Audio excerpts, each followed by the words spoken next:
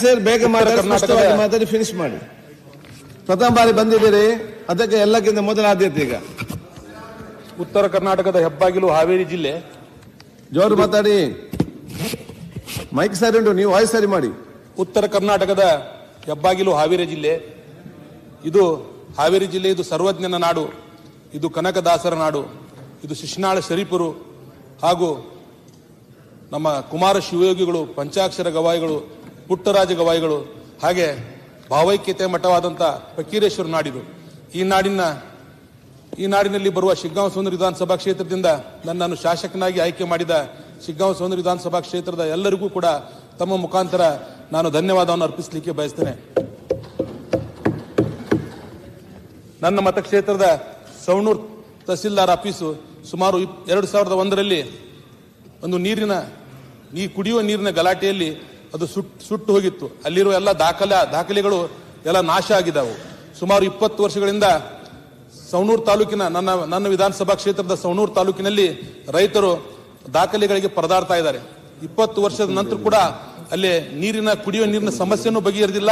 ಜೊತೆಗೆ ಸುಟ್ಟು ನಾಶವಾದಂತಹ ದಾಖಲೆಗಳನ್ನ ಸಮಸ್ಯೆ ಕೂಡ ಬಗೆಹರಿದಿಲ್ಲ. ತಮ್ಮ ಮುಖಾಂತರ ನಾನು ಸಚಿವರಲ್ಲಿ ಈಗಾಗಲೇ ತಮ್ಮ ಮುಖಾಂತರ ನಾನು ಮನವಿ ಮಾಡ್ತೇನೆ, ಆದಷ್ಟು ಬೇಗ ಆ ಸಮಸ್ಯೆಯನ್ನು ಬಗೆಹರಿಸಿಕೊಡ್ಬೇಕಂತೇಳಿ ನಾನು ತಮ್ಮ ಮುಖಾಂತರ ಮನವಿ ಮಾಡ್ತೇನೆ. ನನ್ನ ವಿಧಾನಸಭಾ ಕ್ಷೇತ್ರದಲ್ಲಿ ಮುಖ್ಯವಾಗಿ ಬೆಣ್ಣೆಹಳ್ಳದ ಉಗಮ ಸ್ಥಾನ ಶಿಗ್ಗಾಂವ ಸೋಂದೂರು ವಿಧಾನಸಭಾ ಕ್ಷೇತ್ರದ ಒಂದು ಹೊಸೂರು ಗ್ರಾಮದಲ್ಲಿ ಬೆಣ್ಣೆಹಳ್ಳ ಉಗಮವಾಗಿದೆ. ಈಗಾಗಲೇ ನಮ್ಮ ಸರ್ಕಾರ ಬೆಣ್ಣೆಹಳ್ಳದಿಂದ ಉತ್ತರ ಕರ್ನಾಟಕದ ಬಹಳಷ್ಟು ಜಿಲ್ಲೆಗಳಲ್ಲಿ ಆಕಸ್ಮಿಕವಾಗಿ ಪ್ರವಾಹ ಬಂದು ಹಾನಿ ಆಗ್ತಾ ಇತ್ತು. ಅದಕ್ಕೆ ಒಂದು ಯೋಜನೆಯನ್ನು ಸಿದ್ಧಪಡಿಸಿದ್ದಾರೆ.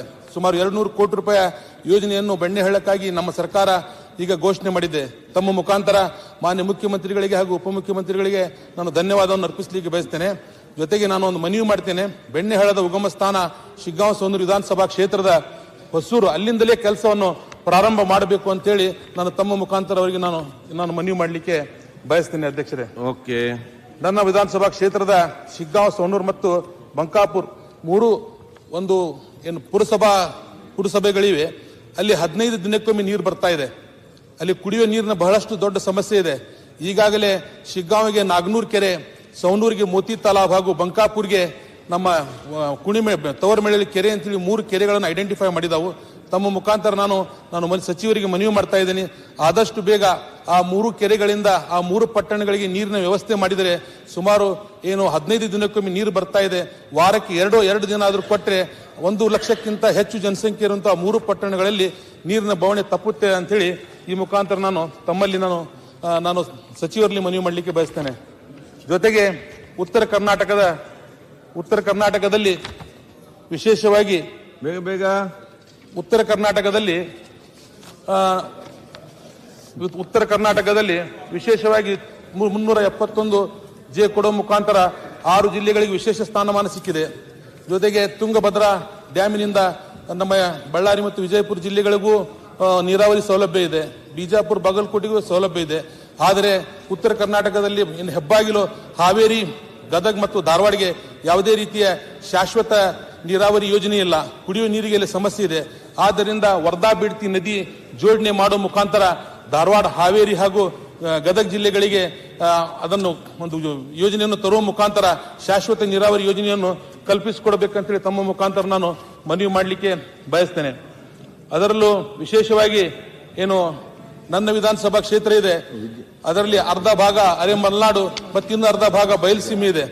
ಅತಿ ಹೆಚ್ಚು ಮಳೆ ಬರ್ತೈತೆ ಅಂತೇಳಿ ಆ ಭಾಗದ ಜನ ಭತ್ತ, ಕಬ್ಬು, ಶುಂಠಿ ಇಂತಹ ಬೆಳೆಗಳು ಹಾಕಿದಾಗ ಮಳೆ ಏನಾದ್ರೂ ಕಡಿಮೆ ಆದಲ್ಲಿ ಬೆಳೆಗಳು ಸಂಪೂರ್ಣ ನಾಶ ಆಗ್ತಾವ. ಬಯಲುಸೀಮೆ ಭಾಗದಲ್ಲಿ ಅಲ್ಲೇ ಏನಾದ್ರೂ ಅವರು ಬಯಲುಸೀಮೆಗೆ ಬರುವಂತ ನಮ್ಮ ಶೇಂಗಾ, ಸೋಯಾಬೀನ್ ಇಂಥ ಬೆಳೆಗಳನ್ನು ಹತ್ತಿ ಬೆಳೆದಾಗ ಏನಾದ್ರೂ ಮಳೆ ಹೆಚ್ಚಾದಲ್ಲಿ ಯಾವುದೇ ರೀತಿಯ ಬೆಳೆಗಳು ಕೈಗೆ ಸಿಗುವುದಿಲ್ಲ. ಸತತವಾಗಿ ನಮ್ಮ ವಿಧಾನಸಭಾ ಕ್ಷೇತ್ರದಲ್ಲಿ ಕೊರೋನಾ ಬಂತು, ಅದರ ನಂತರ ಸತತವಾಗಿ ಬರಗಾಲ, ಅದರ ನಂತರ ಅತಿವೃಷ್ಟಿ. ಅದರಿಂದ ನಮ್ಮ ವಿಧಾನಸಭಾ ಕ್ಷೇತ್ರದಲ್ಲಿ ರೈತರಿಗೆ ಯಾವುದೇ ರೀತಿಯ ಬೆಳೆಗಳನ್ನು ಪಡೆದುಕೊಳ್ಳಿಕ್ಕಾಗಿಲ್ಲ. ನಾನು ತಮ್ಮ ಮುಖಾಂತರ ಮನವಿ ಮಾಡಲಿಕ್ಕೆ ಬಯಸ್ತೇನೆ, ನಮ್ಮ ವರ್ಧಾ ಮತ್ತು ಬಿಡ್ತಿ ನದಿ ಜೋಡಣೆ ಮಾಡುವ ಮುಖಾಂತರ ನಮ್ಮ ವಿಧಾನಸಭಾ ಕ್ಷೇತ್ರ ಹಾಗೂ ಹಾವೇರಿ, ಗದಗ, ಧಾರವಾಡ ಜಿಲ್ಲೆಗಳಿಗೆ ಅದನ್ನು ಅನುಕೂಲ ಮಾಡಿಕೊಟ್ರೆ ಅಲ್ಲಿ ಶಾಶ್ವತ ನೀರಾವರಿ ಯೋಜನೆ ಬರ್ತೈತಿ. ಅಲ್ಲಿಯ ರೈತರ ಒಂದು ಜೀವನನೂ ಕೂಡ ಹಸನಾಗ್ತೈತೆ ಅನ್ನೋ ಮಾತನ್ನು ಈ ಸಂದರ್ಭದಲ್ಲಿ ಹೇಳ್ತೀನಿ. ಏನಾದರೂ ನಮ್ಮ ಸರ್ಕಾರ ಪಂಚ ಗ್ಯಾರಂಟಿಗಳನ್ನು ಘೋಷಣೆ ಮಾಡದೇ ಇದ್ದಲ್ಲಿ ನಮ್ಮ ಧಾರವಾಡ, ಹಾವೇರಿ, ಗದಗಿನ ಜನ ಕೇವಲ ಅನ್ನಕ್ಕಾಗಿ ಗೋವಾ, ಕಾಫಿ ಸೀಮೆಯಲ್ಲಿ ದುಡಿಯೋಕೆ ಹೋಗುವಂತ ಪರಿಸ್ಥಿತಿ ಬರ್ತಿತ್ತು. ಈಗ ನನ್ನ ತಮ್ಮ ಮುಖಾಂತರ ಮಾನ್ಯ ಮುಖ್ಯಮಂತ್ರಿಗಳಿಗೆ ಹಾಗೂ ಉಪಮುಖ್ಯಮಂತ್ರಿಗಳಿಗೆ ನಾನು ಧನ್ಯವಾದವನ್ನು ಅರ್ಪಿಸಲಿಕ್ಕೆ ಬಯಸ್ತೇನೆ. ಒಂದು ವಿಧಾನಸಭಾ ಕ್ಷೇತ್ರಕ್ಕೆ ಈ ಗ್ಯಾರಂಟಿ ಯೋಜನೆಗಳ ಮುಖಾಂತರ 250 ಕೋಟಿ ರೂಪಾಯಿ ದುಡ್ಡು ಇವತ್ತು ಸಾರ್ವಜನಿಕ ನೇರವಾಗಿ ತಮ್ಮ ಅಕೌಂಟಿಗೆ ಹೋಗ್ತಾ ಇದೆ. ಅದರಿಂದ ಜನರಿಗೆ ಏನು ಜೀವನೋಪಾಯಕ್ಕೆ ಏನು ಬೇಕು ಅದು ಅವರಿಗೆ ನೇರವಾಗಿ ಯಾವುದೇ ತರಹದ ಮಿಡಿಯೇಟ್ ಇಲ್ದಂಗೆ ಡೈರೆಕ್ಟ್ ನಮ್ಮ ಎಲ್ಲ ಸಾರ್ವಜನಿಕರಿಗೆ ದೊರಕ್ತಾ ಇದೆ. ಅದರಿಂದ ಏನು ಈ ಬರಗಾಲ, ಆನಂತರ ಅತಿವೃಷ್ಟಿ, ಕೊರೋನಾದಂತ ದೊಡ್ಡ ಸಮಸ್ಯೆಗಳು ಹೋದ್ರೂ ಕೂಡ ನಮ್ಮ ಈ ಕ್ಷೇತ್ರ ಜನ 3 ಹೊತ್ತು ತಾವು ಊಟ ಮಾಡಿ ಇವತ್ತು ಈ ಸರ್ಕಾರಕ್ಕೆ ಧನ್ಯವಾದ ಅರ್ಪಿಸುವಂತ ಕೆಲಸ ಮಾಡ್ತಾ ಇದ್ದಾರೆ. ಆದ್ದರಿಂದ ವಿಶೇಷವಾಗಿ ನಾನು ತಮ್ಮಲ್ಲಿ ಮತ್ತೊಂದು ಮನವಿ ಮಾಡಲಿಕ್ಕೆ ಬಯಸ್ತೇನೆ. ಈಗಾಗಲೇ ಏನಾಗ್ಬಿಟ್ಟಿದೆ ಅಂತ ಹೇಳಿದ್ರೆ ರೈತರು ಬಹಳಷ್ಟು ಸಂಕಷ್ಟದಲ್ಲಿದ್ದಾರೆ. ರೈತರಿಗೆ ಬೆಲೆಗಳ ಏನಾಗ್ಬಿಟ್ಟಿದೆ ಅಂತ ಹೇಳಿದ್ರೆ 2014ರಲ್ಲಿ ಇನ್ನು ಕೇಂದ್ರದಲ್ಲಿ ಬಿಜೆಪಿ ಸರ್ಕಾರ ಬರುವ ಪೂರ್ಣದಲ್ಲಿ ಅವರು ಒಂದು ದೇಶಕ್ಕೊಂದು ಮಾತನ್ನು ಕೊಟ್ಟಿದ್ರು. ಅಧಿಕಾರಕ್ಕೆ ಬಂದ ತಕ್ಷಣ ರೈತರ ಏನು ಬೆಲೆಗಳನ್ನು ನಾವು ದ್ವಿಗುಣ ಮಾಡ್ತೇವೆ ಅಂತ ಹೇಳಿದ್ರು. ಆದ್ರೆ ರೈತರ ಬೆಳೆಯುವಂತ ಬೆಳೆಗಳ ಬೆಲೆ ದ್ವಿಗುಣ ಆಗಿಲ್ಲ.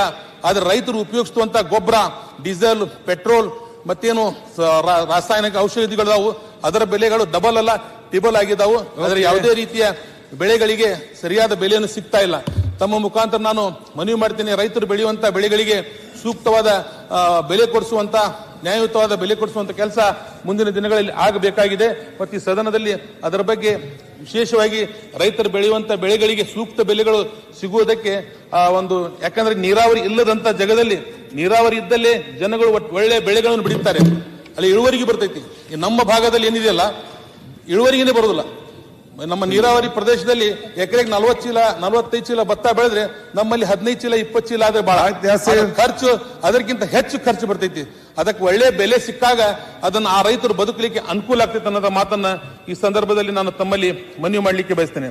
ಓಕೆ, ಸನ್ಮಾನ್ಯ ಅಧ್ಯಕ್ಷರೇ, ತಮ್ಮ ಮುಖಾಂತರ ನಾನು ಉತ್ತರ ಕರ್ನಾಟಕದ ಮತ್ತೊಂದು ಬಹುದೊಡ್ಡ ಬೇಡಿಕೆ ಏನು ಕಳಸಾ ಬಂಡೂರಿ ಇದೆ. ನಾನು ಕೂಡ ಏನು ಕಳೆದ ವಿಧಾನಸಭೆ ಚುನಾವಣೆ ಪೂರ್ವದಲ್ಲಿ ಬಿಜೆಪಿ ಸದಸ್ಯರಲ್ಲಿ ನಾನು ಈ ಸಂದರ್ಭದಲ್ಲಿ ನಾನು ಕೇಳಲಿಕ್ಕೆ ಬಯಸ್ತೇನೆ. ಮಹಾರಾಷ್ಟ್ರದಲ್ಲಿ ತಮ್ಮ ಸರ್ಕಾರ ಇದೆ, ಗೋವಾದಲ್ಲಿ ತಮ್ಮ ಸರ್ಕಾರ ಇದೆ, ಕೇಂದ್ರದಲ್ಲೂ ತಮ್ಮ ಸರ್ಕಾರ ಇದೆ. 3 ಕಡೆ ನಿಮ್ಮ ಸರ್ಕಾರ ಇದ್ರೂ ಕೂಡ ಕಳಸಾ ಬಂಡೂರಿ ಯೋಜನೆ ಜಾರಿ ಯಾಕೆ ಆಗ್ತಾ ಇಲ್ಲ, ಅದರಲ್ಲಿ ತಮ್ಮ ಇಂಟ್ರೆಸ್ಟ್ ಯಾಕೆ ಕಾಣ್ತಾ ಇಲ್ಲ ಅಂತ ಮಾತನ್ನು ಈ ಸಂದರ್ಭದಲ್ಲಿ ನಾನು ತಮ್ಮ ಮುಖಾಂತರ ಕೇಳಲಿಕ್ಕೆ ಬಯಸ್ತಾ ಇದ್ದೇನೆ. ಅಧ್ಯಕ್ಷರೇ, 4 ಕಡೆ ನಾವು ಕೂಡ ಕಳೆದ ವಿಧಾನಸಭಾ ಚುನಾವಣೆ ಪೂರ್ವದಲ್ಲಿ ಆ ಸಂದರ್ಭದಲ್ಲಿ ನಾನು ಹುಬ್ಬಳ್ಳಿಯಲ್ಲಿ ಇದ್ದೆ. ಹುಬ್ಬಳ್ಳಿಯಲ್ಲಿ ಎಲ್ಲಾ ಕಡೆ ಫ್ಲೆಕ್ಸ್ಗಳಿದ್ವು, ಎಲ್ಲಾ ಕಡೆ ಸಿಹಿ ಹಂಚ್ತಾ ಇದ್ರು. ನಾನು ಅವತ್ತಿನ ಶಾಸಕನಾಗಿರ್ಲಿಲ್ಲ. ಅವಾಗ ನಾನು ತುಂಬಾ ಖುಷಿ ಪಟ್ಟಿದ್ದೆ, ಯಾರೋ ಮಾಡ್ತಾ ಇದ್ದಾರೆ ಬಿಡು, ಅಟ್ಲೀಸ್ಟ್ ಆ ಯೋಜನೆ ಮುಖಾಂತರ ಈ ಭಾಗದ ಜನರ, ಉತ್ತರ ಕರ್ನಾಟಕ ಭಾಗದ ಜನರ ಏನು ಅತಿ ದೊಡ್ಡ ಏನು ಹುಬ್ಬಳ್ಳಿ ಧಾರವಾಡ ನಗರಕ್ಕೆ ಕುಡಿಯುವ ನೀರಿನ ಒಂದು ಲಭ್ಯತೆ ಆಗ್ತಿತ್ತು ಅನ್ನೋದನ್ನು ನಾನು ಮರೆತುಕೊಂಡು ಅವತ್ತು ನಾನು ಖುಷಿ ಪಟ್ಟಿದ್ದೆ. ಆದ್ರಿಂದ ಅಧ್ಯಕ್ಷರೇ, ಮತ್ತೊಂದು ನಾನು ತಮ್ಮಲ್ಲಿ ನಾನು ನಮ್ಮ ವಿಧಾನಸಭಾ ಕ್ಷೇತ್ರದಲ್ಲಿ ಬಹಳಷ್ಟು ಇನ್ನು ನಾನು ತಮ್ಮ ಮುಖಾಂತರ ಮಾನ್ಯ ಸಚಿವರಲ್ಲಿ ನಾನು ವಿಶೇಷವಾಗಿ ಉದ್ಯೋಗ, ಶಿಕ್ಷಣ ಮತ್ತು ಆರೋಗ್ಯ ಕ್ಷೇತ್ರದಲ್ಲಿ ಬಹಳಷ್ಟು ಅಭಿವೃದ್ಧಿ ಕೆಲಸಗಳಾಗಬೇಕಾಗಿದೆ. ವಿಶೇಷವಾಗಿ ಉತ್ತರ ಕರ್ನಾಟಕ ಭಾಗದಲ್ಲಿ ಅದಕ್ಕೆ ಅತಿ ಹೆಚ್ಚಿನ ಒತ್ತು ಕೊಡುವಂತ ಕೆಲಸ ಈ ಸರ್ಕಾರ ಮಾಡಬೇಕಂತೇಳಿ ತಮ್ಮಲ್ಲಿ ಮನವಿ ಮಾಡಿ, ನನ್ನ ವಿಧಾನಸಭಾ ಕ್ಷೇತ್ರದಲ್ಲಿ ಬರುವಂತ ಒಂದು ಸವಣೂರು ಪಟ್ಟಣ 50,000ಕ್ಕಿಂತ ಹೆಚ್ಚು ಜನಸಂಖ್ಯೆ ಇದೆ. ಇಲ್ಲಿ ಅಲ್ಲಿ 135 ವರ್ಷಗಳ ಹಳೆಯ ಕಟ್ಟಡ ಇದೆ. ಯಾವುದು ನಮ್ಮ ಇದು ದವಾಖಾನೆ ಕಟ್ಟಡ ಇದೆ. ತಮ್ಮ ಮುಖಾಂತರ ನಾನು ಸಚಿವರಿಗೆ ನಾನು ಈಗಾಗಲೇ ಮನವಿಯನ್ನು ಮಾಡಿದ್ದೇನೆ. ತಮ್ಮ ಮುಖಾಂತರ ನಾನು ಮನವಿ ಮಾಡ್ತೇನೆ, ಬರುವ ದಿನಗಳಲ್ಲಿ 50,000ಕ್ಕಿಂತ ಹೆಚ್ಚು ಜನಸಂಖ್ಯೆ ಇರುವಂತಹ ಸವಣೂರು ಪಟ್ಟಣದಲ್ಲಿ ಒಂದು ಒಳ್ಳೆ ಸುಸಜ್ಜಿತ ದವಾಖಾನೆಯನ್ನು ನಿರ್ಮಿಸಲಿಕ್ಕೆ ಅವರು ಸಹಕಾರ ಮಾಡಬೇಕು. ಅವರು ನಮಗೆ ಅದರ ಬಗ್ಗೆ ಯೋಜನೆಯನ್ನು ರೂಪಿಸಿ ನಮಗೆ ಅನುಕೂಲ ಮಾಡಿಕೊಡ್ಬೇಕಂತೇಳಿ ನಾನು ತಮ್ಮ ಮುಖಾಂತರ ಅವರಲ್ಲಿ ಮನವಿ ಮಾಡ್ತೇನೆ. ನನ್ನನ್ನು ಮಾತನಾಡಲಿಕ್ಕೆ ಅವಕಾಶ ಮಾಡಿಕೊಟ್ಟಂತ ತಮಗೆ ಧನ್ಯವಾದ ಅರ್ಪಿಸಿ